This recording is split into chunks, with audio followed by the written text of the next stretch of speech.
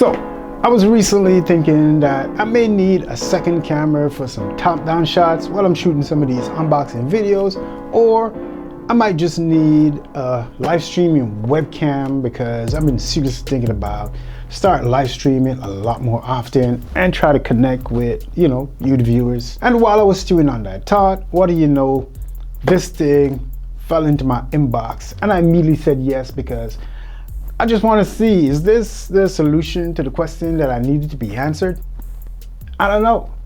Just in case you're wondering, this is the EMEET SmartCam S8, and essentially it is a next-gen 4K live streaming webcam that has a Sony sensor built inside, an half-inch Sony sensor built inside. It can shoot 1080p videos at 60 frames per second and 4K videos at 30 frames per second. Plus, it can do HDR video, and it also has AI face tracking and super fast autofocus. And it has some really good noise canceling microphones built in. I mean, essentially in this video, we're just gonna unbox this thing and see if this is the solution to my webcam needs. All right, so let's whip this thing out of the box. Another question that we're probably gonna answer in this video is this thing worth your time or money? And I mean, you can order this one in a single pack like the one that I have here, or a 5-pack, as well as you can get some combo packs that include tripod, light, microphones, and headphones, depending on your setup and what you want to do. And I think for the single pack like the one I have here, the starting price at the time of doing this video is about $119.99, 120 bucks.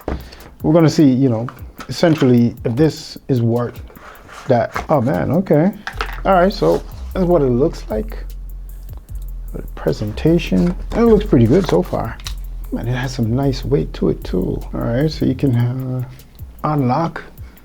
I don't know if you can see that. You can lock it up for privacy and unlock it. Boom.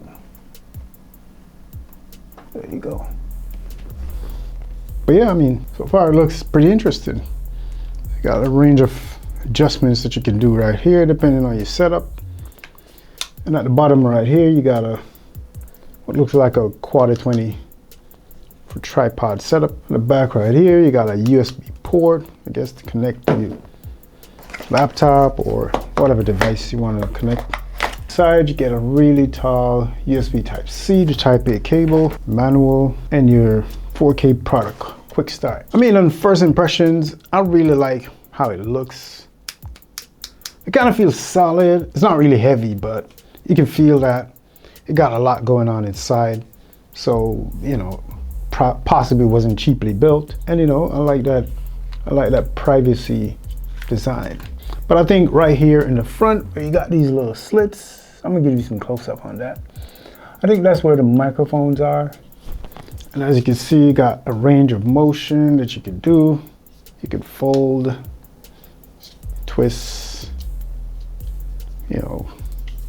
on the back, you got some, fins. I'm assuming those help with heat dissipation. On the top right here is hot. So I'm assuming this is where all the processing is taking place. And they say this thing is capable of shooting detailed 4K HDR video with 10-bit color rendering. And is able to give you some really good dynamic range and the brights and the colors. And I'm assuming this is with good lighting, of course. We also want to test those built-in noise canceling microphones to see how well do they work, if they, do what they say it's advertised to do. And I might just do some A/B testing between a couple different mics, like the mic on the cam, the lapel mic, and the mic from here, just to, get a little reference to see how does it work. Just in case this is the only setup you have, which is the camera, how it would work out for you. And I mean, the S8 is essentially a plug-and-play system because all you get in the box is this and the cam, any setup guide. So it's a plug-and-play system that uses the USB 3.0 connection. So essentially, I think it's 5 gigabits per second, which means that anything that is going to slow you down is probably a connection speed, because this is really using a fast speed, unlike some webcams that use a much slower transfer speed. All right, the only thing we need to go do right now is hook it up and test it out, see what's the result looking like. I want to use it in reference to this just in case it can replace or use in concert with my current camera. Enough talking, I'm gonna zip it up, go hook it up and see what's up. All right, so we're back and this is what it looks like shooting from the new EMEET SmartCam S800. And I guess you could see on the left, I'm gonna see if I can do that split screen. I'll show you on the left what my Sony camera look like when it's shooting and then what the EMEET looks like. And from what I'm seeing so far, the EMEET would take some adjustments because I already adjust my Sony cam, you know, adjust the ISO and all the kind of white balance and stuff like that. So it is looking exactly how I want it to look. But this one right here, I can see where it's a little bit too bright, kind of blowing out the back a little bit to me on the monitor over there. But what I do notice though, I mean, let's check out the microphone first. All right, so this is a microphone test from the EMEET microphone that is across over there. I don't know, let's say that's about 4 feet away, possibly. A little bit more than 4 feet away. Yeah, a little bit more than 4 feet away from where I'm standing at. And this is what the microphone sounds like from my lav mic right here. That is going through my Lark, my Olyline Lark Max. Pretty good mic, I definitely recommend it. So this is what that sounds like, you know, from right here, close distance. There's a couple different things you could do here. You can adjust a bunch of settings, you know, to get the camera to look just as how you'd want it to look. And I mean, you know, you can also adjust, you can switch mics. So you can switch to get the audio from this mic, or you could just switch it to a separate mic, just in case you have something like this, hook up to your laptop or whatever device you're using. You could just use that. So, I mean, you got options. You do have options. So this is what the standard picture profile look like from the EMEET S800. I'm gonna switch over. This is what the portrait picture profile look like. I don't know if you can tell the difference just yet. This is what the object picture profile look like. I'm not sure what object picture profile means. And this is what the vivid picture profile look like. I don't know. How close is the vivid coming to look like my initial? So this is what my Sony picture profile look like currently. And this is what the vivid look like on the S800. I don't know, tell me, what do you think? How does the vivid look compared to the Sony? I don't know, I'm just saying. And this is the last one on the list, which is the bright. To me, how the bright looks, I don't know.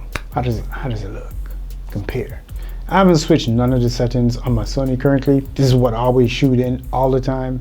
You know, sometimes I do my white balance before, sometimes a little bit after in post, but this is what I always shoot like. There's a couple other things you could do. You could switch horizon, just in case, I don't know, just in case you have a different angle you put the camera, you can switch your horizon, I guess, you know, to help out with that.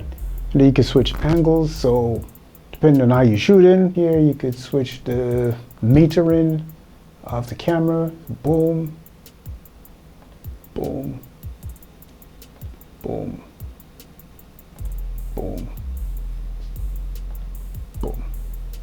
You can switch the focus from face to, I guess, a wider focus. I don't know how that work out. Let me see. Boom.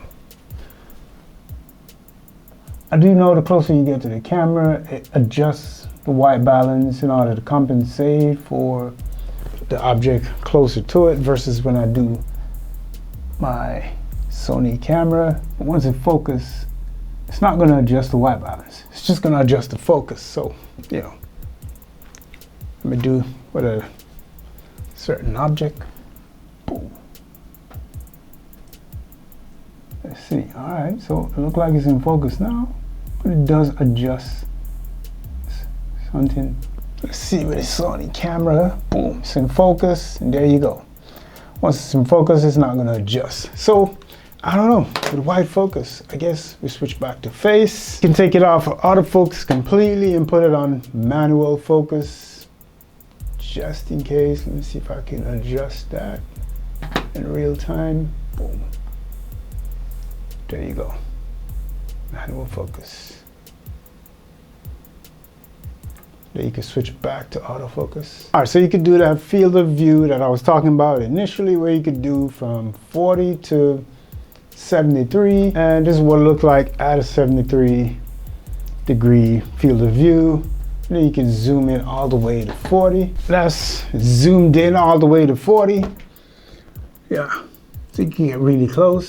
So that would be a 55-degree field of view. There you go, back to 73. I mean, all these are different settings. When you adjust them, you could just go back to reset to default and all of them will go back.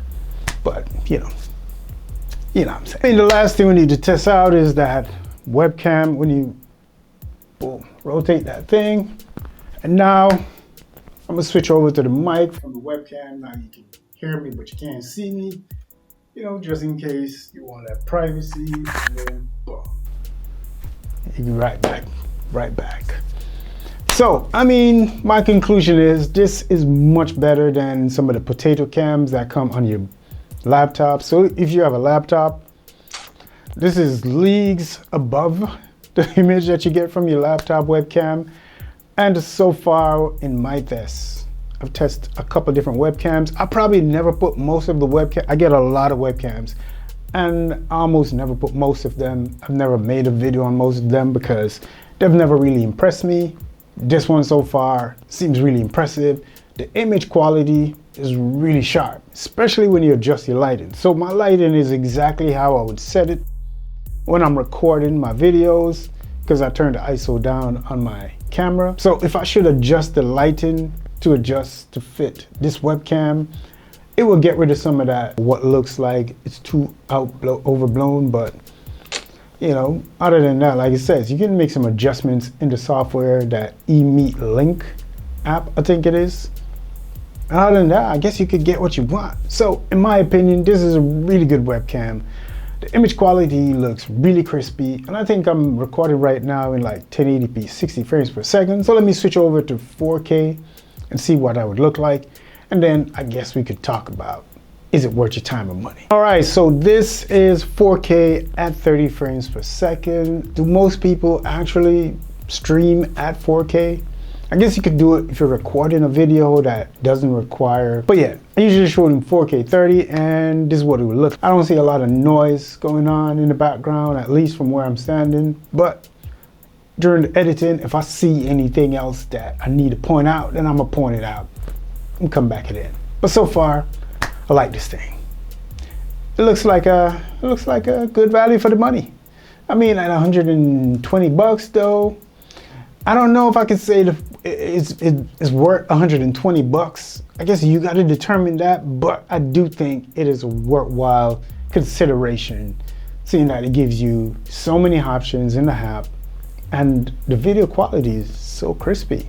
You know, I can see you having a couple of these different webcams, maybe in that 5-pack, or you have 3 of them and you have them on different angles, depending on what you're doing, because I could use that in this, where I'm doing a lot of these unboxings, especially if I'm doing some live unboxings, because I do get some stuff sometimes that I want to do some live unboxings with. So for that reason, I like this thing, and I might just try to get maybe like 2 more to have 3 of them and do some top-down side shots and different angles just to see how it work out as a live streaming unboxing video camera. I don't know, let's see. But so far, it looks pretty good to me. Looks pretty good, looks sharp, looks crispy. I like it. If you want one for yourself, check the links down in the description. And I mean, if you like the images that are coming from my Sony camera, you can also check the links. You check the links down in the description and you will see all the equipment that I use to shoot my videos, the microphones and everything, you know. And if you have any questions, let me know if there's anything I forget to mention or forget to test with the EMEET SmartCam S800 webcam. But yeah, so far, it's your boy. I appreciate you taking the time. If you want to see more videos like these, click my face to get subscribed. Make sure you leave a comment down in the comment section and tell me which one of these cameras looks better to you. Is it my original Sony camera or is it the EMEET S800? Let me know down in the comment section. And whichever one you go with, that's the one I'm gonna buy more of and use as my, like I say initially in the video, I need a second or a third cam for some top-down shots and other angles. And this just might be the answer. But let me know.